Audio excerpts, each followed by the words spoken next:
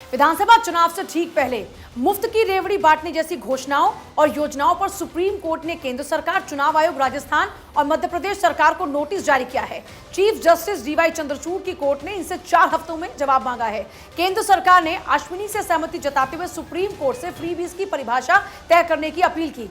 केंद्र ने कहा कि अगर फ्रीबीज का बांटना जारी रहता है तो देश को भविष्य की आर्थिक आपदा की ओर ले जाएगा। देखिए, आप लगातार देख रहे हैं कि फ्रीबीज का जिक्र बीजेपी की ओर से किया गया, क्योंकि पिछले चुनाव में कई दफा देखा जाए तो कई जो इस वक्त मौजूदा सरकारें हैं उनकी ओर से चुनाव के दौरान में इस तरह के ऐलान किए गए थे, जिसको लेकर अब मामला सुप्रीम कोर्ट में और सुमित लगातार बने हुए हैं। सुमित, इस पूरे मामले को लेकर अपडेट चाहेंगे। सरकार को पक्षकार बनाने की जरूरत है, ये तमाम बातें सुप्रीम कोर्ट की ओर से कही गई और मोहलत दी गई है कि आप जवाब दीजिए। जी बिल्कुल, देखिए फ्रीबीज का जहां तक मसला है वो सुप्रीम कोर्ट में पहले से ही पेंडिंग है। यह मसला 2 जजों की बेंच में था, लेकिन लार्जर पर्सपेक्टिव पे सुप्रीम कोर्ट ने 3 जजों की बेंच के पास इस मामले को भेज दिया था।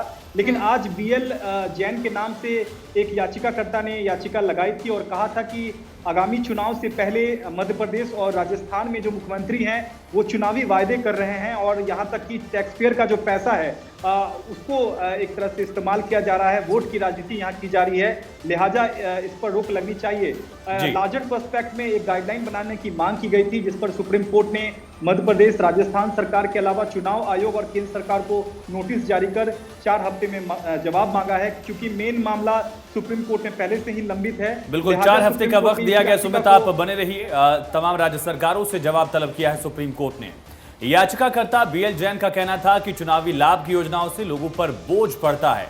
याचिकाकर्ता बीएल जैन और उनके वकील वरुण ठाकुर ने भारत 24 से बातचीत में क्या कहा, सुनिए। चुनाव से पहले राजस्थान और मध्य प्रदेश में मुख्यमंत्री की ओर से की जा रही घोषणाओं के खिलाफ याचिका पर सुप्रीम कोर्ट ने राजस्थान सरकार, मध्य प्रदेश सरकार, केंद्र सरकार के अलावा चुनाव आयोग को नोटिस जारी कर 4 हफ्ते में जवाब मांगा है। इसी मुद्दे पर हमारे साथ बातचीत करने के लिए मौजूद हैं याचिकाकर्ता बीएल जैन हैं, जिन्होंने याचिका दायर की थी। सर, क्या याचिका में मुख्य तौर पर आप लोगों ने मांग की थी और कोर्ट ने पुराने मैटर के साथ टैग कर दिया है? एक्चुअली हमारा मुद्दा ये है कि कोई भी पॉलिटिकल लीडर जिस प्रकार से चुनावी लाभ के लिए पब्लिक फंड का जिस तरह से दुरुपयोग कर रहे हैं उस पर रोक लगना चाहिए। राज्यों को ही फोकस किया है अपने पिटीशन में, किया केंद्र को भी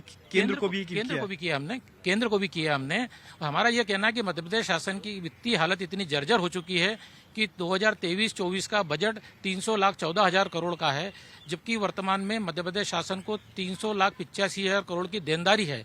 ये आरबीआई का रिकॉर्ड है। ऐसी स्थिति में जो बजट है उसका 20% एक्सेस पैसा मध्य प्रदेश शासन को देना है। हालात इतने खराब हो चुके हैं कि ब्याज चुकाने के लिए मध्य प्रदेश शासन अपनी संपत्तियां गिरवी रख करके और लोन लेना है कि पहले से। तो याचिकाकर्ता के वकील भी हैं वरुण ठाकुर, उनसे बात कर लेते हैं। वरुण जी, अगर कानूनी पहलू पर बात की जाए तो क्या फ्रीबी के साथ सुप्रीम कोर्ट ने इस मामले को टैग कर दिया है, तो आप लोगों ने जो मांगा है, ब्रॉड गाइडलाइन मांगा है सुप्रीम कोर्ट से, उसमें क्या कुछ कहा है आप लोगों ने? सर, ये कॉन्स्टिट्यूशन में एक प्रदत्त व्यवस्था है आर्टिकल 266(2) और 282 में कि कोई इमर्जिंग सिचुएशन है और पब्लिक पर्पज के लिए किसी तरीके के अनाउंसमेंट होना हो तो without taking the support of any machinery and all that, chief minister या हेड ऑफ द स्टेट या हेड ऑफ द कंट्री आप इसका अनाउंसमेंट इमीडिएटली कर सकते हैं। तो 4 हफ्ते बाद इस मामले की अगली सुनवाई होगी। तब तक दोनों राज्य सरकार, केंद्र सरकार और चुनाव आयोग को सुप्रीम कोर्ट में जवाब देना होगा। देखना बेहद अहम होगा कि दोनों राज्यों सरकार की ओर से सुप्रीम कोर्ट में क्या कुछ जवाब दिया जाता है। कैमरा पर्सन मोहित के साथ सुमित कुमार, भारत 24, दिल्ली।